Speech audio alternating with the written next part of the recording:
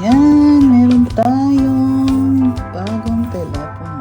Reno 4C. Ayan, napabili ng telepono para lang sa pang screencast Android. Ayan, with easy access to Google Apps. Ang nabili ko ay 5G Oppo. Okay. Ito ang kanyang specs. Black, 8GB RAM and 128GB internal memory. Ayan, buksan na natin. Saan ba ito? Kahit saan. Ito ka mahiwa kung hindi ko dapat mahiwa. Wala, mahirap na mahiwain ito. Saan ito pahihiwain?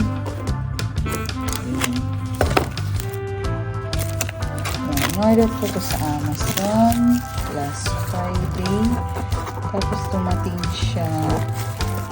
Expect ko ngayon darating.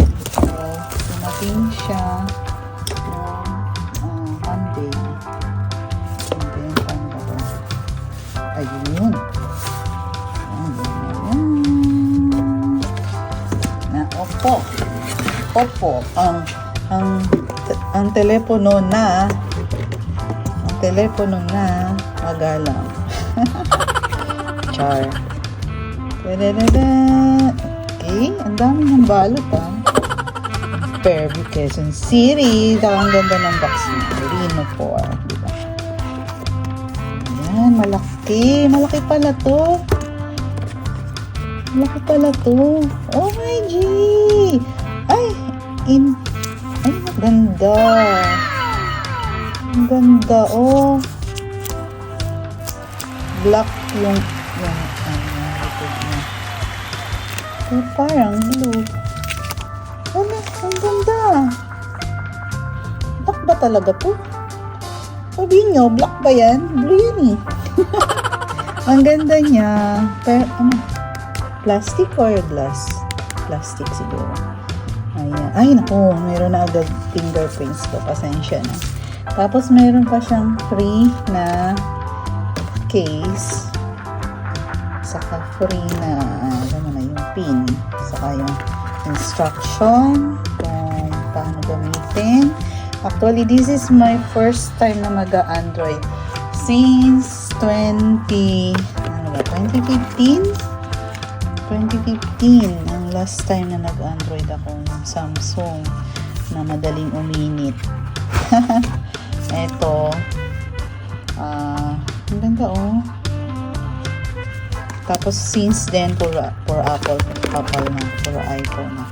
So mayroon siyang charger, cable, mayroon siyang headset, of course, at saka yung kanyang adapter plug. Okay, so basically yun ang laman ng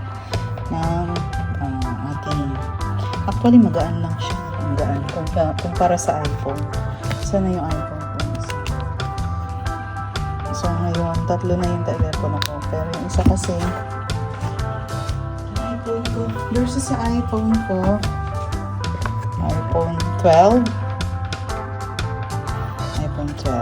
Ang bigat, doble yung bigat ng iPhone 12. Ayan, diba? Sige yan. Halos in terms of height, pareho lang sila. Pero in terms of weight, mas mataba yung iPhone. Slight lang. Ayan. Ganyan, slight lang. So,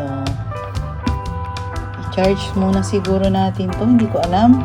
I-review ko muna kung nasaan yung on and everything. Basahin ko muna kasi this is my first time to use Android Oppo.